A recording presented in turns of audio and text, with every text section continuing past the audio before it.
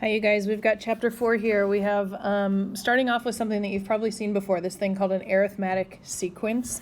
It's a pattern that has a common difference between terms. So here's an example of an arithmetic sequence, and what you have to do, and what kind of the hard part is, you have to figure out what's being added or subtracted or multiplied or divided or whatever to each number in order to get the next one. And in this case, you can tell probably pretty quickly that you're just adding 4 every single time, and that means that the D, which is this abbreviation that we use for the common difference, the D is 4. And notice how I put these dots here at the end. That means the pattern continues exactly the same way as the others. And we have a formula for it. You're going to want to memorize your formula. Remember how I told you that after we got through probability, the rest of the semester is pretty smooth sailing? And that is as long as you're okay memorizing formulas. Here is your first of several formulas for this chapter that you need to have memorized. And this works for arithmetic sequences, when you are adding or subtracting a number to get all the next numbers in the pattern. And so what I have here, I can zoom in a little bit. I'm letting you know what each of the variables in the formula stands for. So you have to be okay with some notation, also some subscripts, if you will. This a sub n, that means the nth term, so the third term or the fifth term or the whatever. A sub 1 refers to the first term in the sequence, so in this case a sub 1 is 1. That means it's the first term. The n is the term number, so if it's the fifth term, the n is 5. If it's the 17th term, the n is 17. And the d is the difference, like we talked about before. So another vocab word for you is arithmetic mean, and that is terms in between any two non-consecutive terms in an arithmetic sequence. What the heck does that mean? Well, let's look at this example here. In this example, this is an arithmetic sequence because I'm adding, can you figure out what it is every time? 11. And so that was what makes it arithmetic, is that you are adding or subtracting the certain number every time. Heads up, if you multiply or divide, that's called geometric. That comes later in the chapter. Anyways, but I can name 27 and 38 as arithmetic means in between 16 and 49. It's just terms in between any two other terms that don't go right in a row. Okay, so I can name all these 4 middle ones, 16, 27, 38, 49. Those are all arithmetic means in between 5 and 60. What it means is they're like equally spaced in between those two endpoint numbers, 5 and 60. Okay, so let's do a couple examples here. The first one says write the rule. The rule means the formula for the nth term in each sequence. And so as you can see, this sequence goes on forever. What if I wanted to find the 50th term or the 100th term or whatever? I definitely don't want to write out all of these numbers, 100 of them. I want to use a formula. It's much faster. And in this case, find the 15th term. I don't want to write out 15 numbers here. I can faster find it by using the formula. So I started by writing the formula first, and that's always the first thing that you want to do. That's my recommendation, because if you write the formula every time, you're going to have it memorized in no time. And so in this case, let's focus here on this 4. This is the a sub 1. That means it's your first term. And can you figure out what you're adding every single time? It looks like plus 5. That's going to be the difference. And so that means I'm plugging in 4 for a sub 1, and I'm plugging in 5 for the difference. And that's going to be named the rule, or the formula, for this specific pattern. So a sub n equals, my first term is 4, n minus 1, and the difference was 5. So I can clean this up a little bit. I can distribute. We end up with the formula being a sub n equals 5n minus 1 when we combine like terms. Okay, and so the reason why I got minus 1 is because it's positive 4 and negative 5, so we're just subtracting the negative 5 from the 4. If you need to see me write that out, it's 4 plus 5 and minus 5, so I combined those like terms, and that is how I got this as my formula.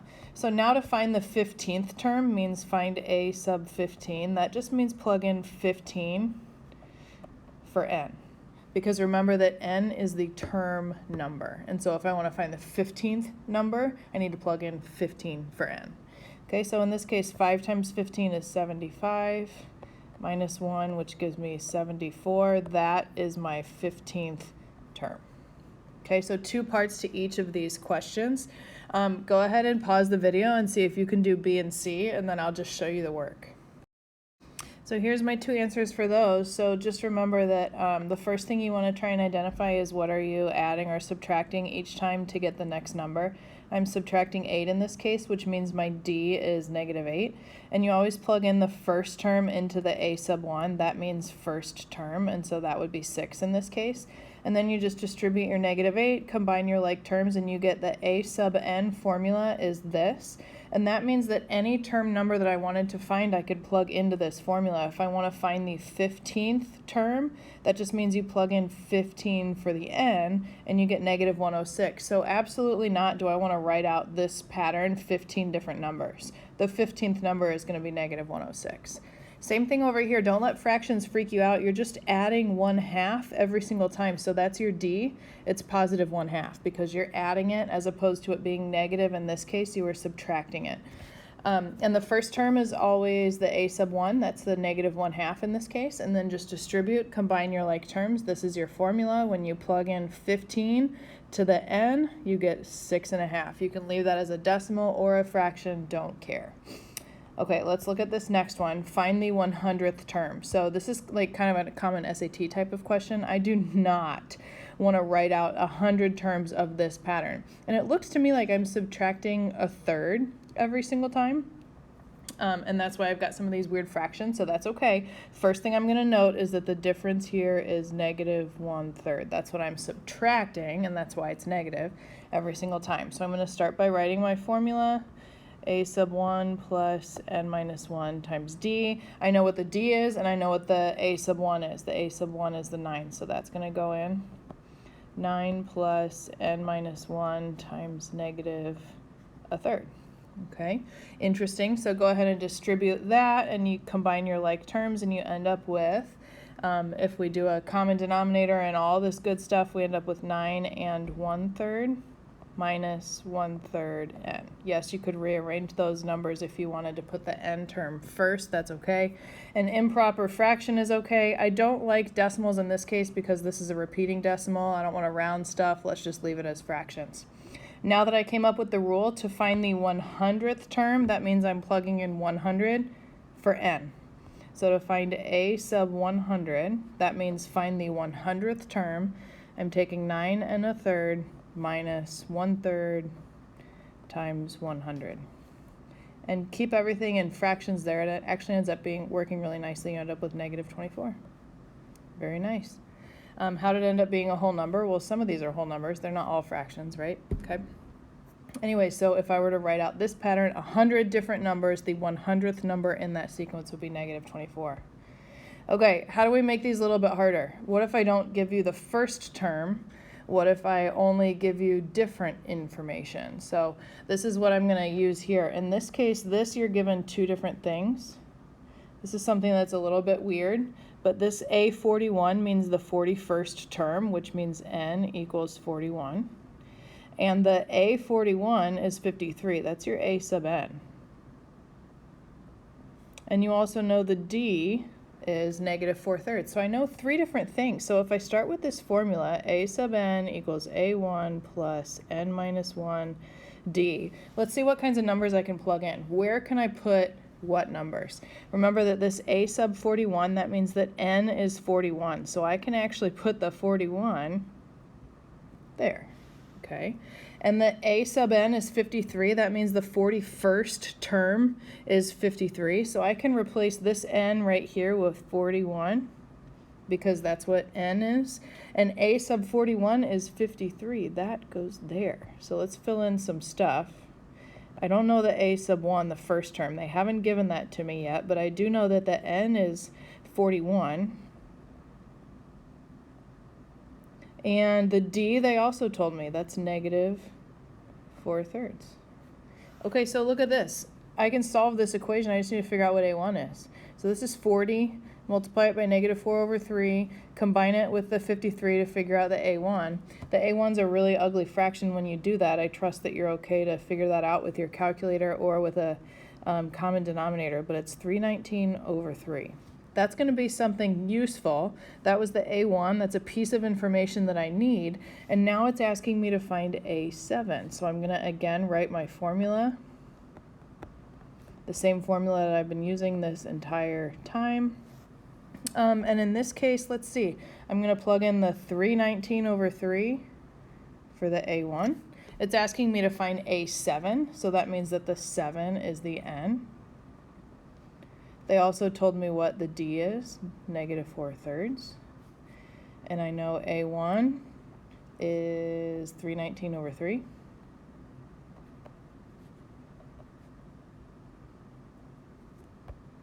And an. Find A7. In this case, I'm finding A7, so I can replace the n with 7, and that's because I plugged in the 7 here for the n. And so now I just need to crunch that whole number. Go ahead and use a calculator. It ends up again an ugly fraction, but that's okay. 295 over 3, totally doable. My suggestion for this chapter in general is to always just start by writing the formula. I had no idea what to do with this info and all of this, but I just wrote the formula and plugged stuff in and ended up with A sub 1. I feel like that's going to be a useful piece of information.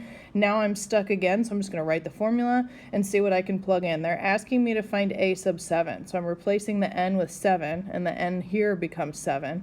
I know my A sub 1, which I got from the first part, and the d they gave me in the original problem. So I knew everything except A sub 7, which just means the 7th term in this sequence is this really ugly fraction. The first term in this sequence is this fraction. And the 41st term happens to be 53. Some weird stuff, but you can use your formula to piece some information together. Okay, same thing for this last one on this page. Find n if A sub n is 32. I'm going to write my formula before I lose my thought process. Okay, I know A sub 1, I know A sub n, and I know d. Okay, so the A sub n is 32, just plugging that in from the directions. The A sub 1 is -10. It's asking me to solve for n, so I need to leave n in the equation, and the d is 7. Sweet, so all I have to do is distribute this 7 combined like terms. That gives me -17 plus 7n. And then when I end up solving, I end up with n equals 7. Perfect. Okay, let's do number 5. Again, they give me 2 different pieces of info. In this case, the third term is 16, and the 31st term is 144. Not really sure how I'm going to piece that together, but I'm just going to start by writing my formula so I don't lose my train of thought. And I'm going to first use this piece of info. That means that the A sub 3 is 16. I don't know what A1 is, but I do know that the n is 3, and I don't know what d is. And look, A sub 3 is 16. So what I can do is change this into 16. Okay, I'm going to clean it up a little bit. This just becomes 2, so 2d. Okay, that's equation number 1. I'm going to do the same thing with this piece of information over here. I still have the same formula. A sub n equals A sub 1 plus n minus 1d. In this case, this means the 31st term, so the n is 31, is 144. So I'm going to replace all of the n's with 31. Don't know what A1 is, but I do know that n is 31. Also don't know what d is. So I can clean this up. And again, this A sub 31 is 144, so I can replace this with 144. Okay, so I end up with 144 equals A1 plus 30d. So now do you think we're stuck? I have this equation and I have this equation. And look, can't you pretend like the A1 is an X and the D is a Y, and you can do like substitution or elimination or something? And so that's the point here. If you can come up with 2 equations that both are missing A1 and D, you should be able to solve them together. I'm just going to bring this down here. 16 equals A1 plus 2D. And yeah, let's just do some elimination really quick. Let's subtract the A1, so those cancel, and we'll solve for D really quickly. 144 minus 16 is what? 128 equals 28D. That didn't seem right, but it is. That ends up with, that gives us D equals, it reduces a little bit, 32 over 7. Sometimes in this chapter, you guys, we will get some ugly fractions. Don't panic. 32/7. Now, how do I solve for the A1? Just plug it in anywhere, wherever you think is the easiest place to plug it in. I think I'm going to go right there. And so that's going to end up helping me solve for A1. So I'm going to do 16 equals A1 plus 2 times 32/7. And then solving that, use your calculator, careful with your fractions, you end up with A1 equals 48/7. Which again, kind of ugly fractions, don't panic. Those will happen in this chapter, that's okay. Last problem, you guys. I know I'm a little bit longer than 15 minutes. I'm sorry, I'm trying to give you all the info here. These are a little bit easier. Write a sequence that has two arithmetic means between -7 and 8. So here's how I like to do this. I like to start with -7, and then I need two different numbers in between them, ending with 8. This is how it kind of is set up. So remember, arithmetic means just means that it's an arithmetic sequence, which means you're adding or subtracting the same number every time. And there have to be two arithmetic means, hence the two slots that I have here, in between -7 and 8. That means my first number is -7, my last number is 8. And so here's a little bit of a trick, is that I know I'm adding D to get to this number, and then add D again, and then add D one more time. And that kind of simplifies my 4 different numbers that I have here. So I'm going to actually write an equation here. My first number is -7, and I have to add D 3 times, and I'm supposed to end with 8. And so the reason why it's 3D and not 2 is because I had to add the D 3 different times to get from -7 to 8. So that's why I like to write it out like this. Yes, there are 2 spots missing, but if you want to think about it as you're always adding 1, because we have to add D, and add D again, this forms our equation here. First number goes here, you're adding 3 little D red humps in this case, and it ends with 8, so equals 8. And then it's just a really simple equation to solve. You get 3D equals 15, so D equals 5. And it says write a sequence that has two arithmetic means between 7 and 8. So the way I would write my answer is -7. The D is 5, so the next number is -2. Add 5 again and you get 3. Add 5 again and you get 8, and the pattern continues. So this is the sequence that has two arithmetic means in between -7 and 8. I'm going to do the same thing with this last one, and then I will be done, you guys. So I have 3, 1, 2, 3, 9.